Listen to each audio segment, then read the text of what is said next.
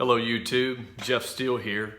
This is your part 20 update on the current shortages with ammo and firearms in America in year 2020. We also cover a variety of other topics, lesser known topics that you're not seeing on regular mainstream media channels or on news updates on your smartphone. So stay tuned for the duration to hear about some lesser known information. First and foremost is a pricing update on ammunition.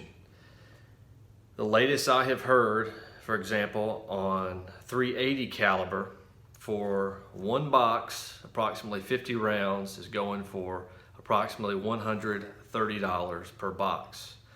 In regards to .22 long rifle, a brick as they call it, or a box, usually around approximately 500, 600 rounds in that range, is going for approximately $100 and up, depending on what you're looking at.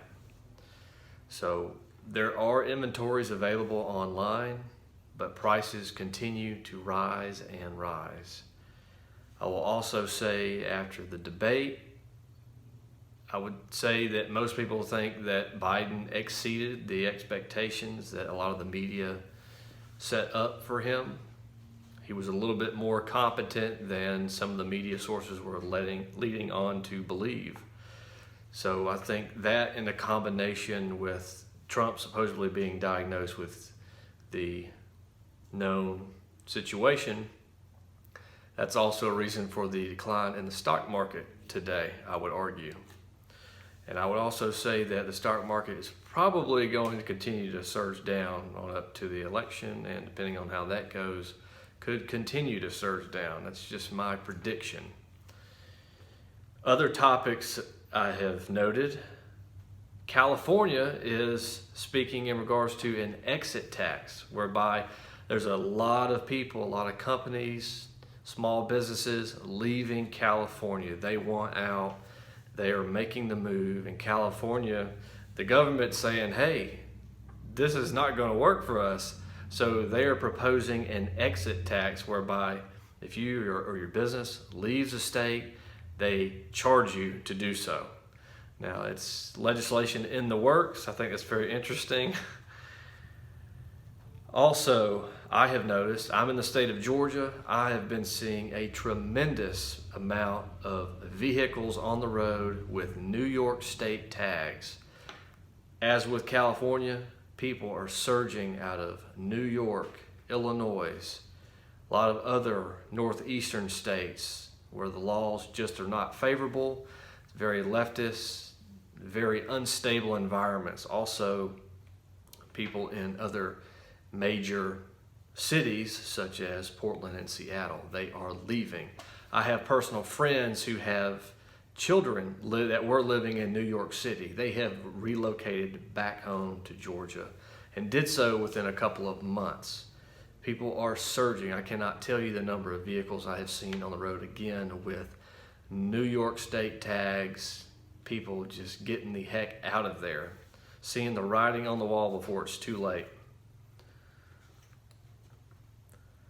Also, I have seen a massive increase in military activities. I have mentioned in several videos, I have seen this year, 2020, more military activity than I have seen every other year combined of my entire life. I'm operating in a facility, in a civilian facility, and just observing everyday life as a civilian and noting what I'm seeing with military movements. I'd say in the last couple of months, I have seen weekly movements, once or twice a week. Within the past 2 weeks, I'm now seeing daily operational movements by military forces.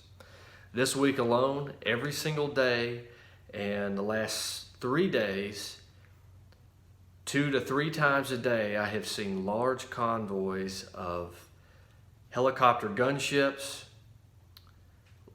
multiple large double prop military helicopters, lots of Black Hawk helicopters, Apache helicopters. Just 3 days ago, I saw a large troop carrier all hanging right over the trees, Most movements I'm seeing at night. The troop carrier was during the day. Matter of fact, the night of the debate, just a couple of nights ago, as soon as the debate started, about 5 of those double prop helicopter gunships, usually large enough to transport an entire platoon on one copter. So you're talking, I saw about 5 or 6 in that one pass, like they were heading south. I took a video of the last chopper in the line. I got outside as quickly as I could, got the camera up. All you can see in the video is a green light that was on the bottom of the chopper. They had no lights on. So I'm going to add that clip on the end of this video, so if you watch it, you can see a little green light going across, and that's all the camera would pick up, but with my naked eye, I could see it clear as day. And last night, same thing. They came through about 5 or 6 double props with a Black Hawk escort at the tail end, and a couple hours later they came back. It's just unbelievable to me. I will get footage as I can. I just got to get my phone, get the recorder up, and try to record as much as I can. I will try to do that and always add it on so you have some proof of what I'm saying is true. But I just encourage you to open your eyes and take note what's going on around you. Not what's on the TV or what's in your phone, what is going on around you. Helicopters make a lot of noise. If you don't have your television too loud, you can certainly hear when they're flying over. Just run outside and check it out. It's very cool. But also concerning at the same time. Why are all these movements happening? What's going on? Are they getting ready for something big? It's unusual, and I want to know why. My tip of the day, as far as weapons, is on the topic of weapons lights. People always talk, oh, you need to put a light on your sidearm or your AR platform. Got to have a light so you can identify your target. Yes, it is important to identify your target, absolutely. However, when you turn that light on, your enemy instantly knows exactly where you are.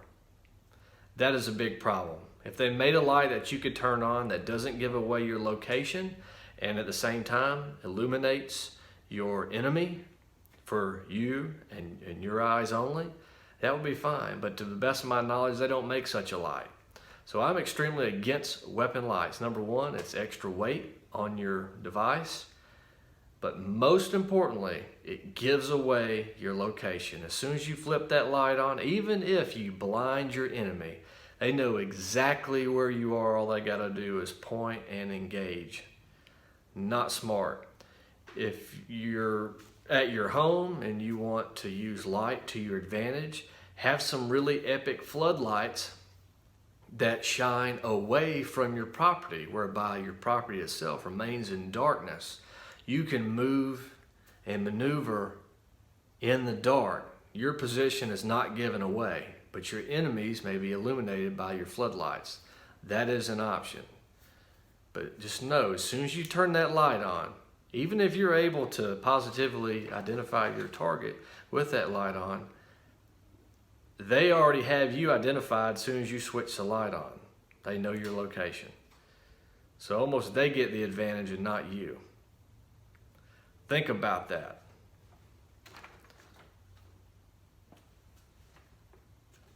Also, going over a few comments, Al Wilson says that YouTube is shadow banning ammo-related topics and that he really has to hone in on the search engine and how he words certain things to find what he's looking for. For example, he said some of my videos he just really had to research to get them to pull up.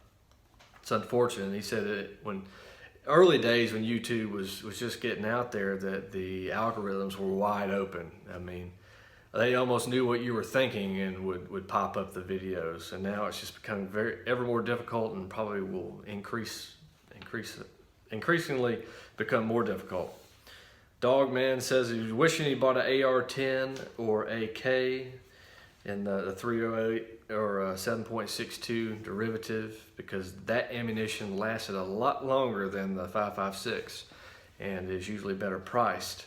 Absolutely excellent platforms to have and operate. And to close out this video, I will leave you with a quote from General Patton, and that is, "A good plan today is better than a perfect plan tomorrow." So get something done today, even if it's not a perfect plan. So go ahead and subscribe to this channel. Tap the thumbs up icon, really helps us with the algorithms, gets the videos out there.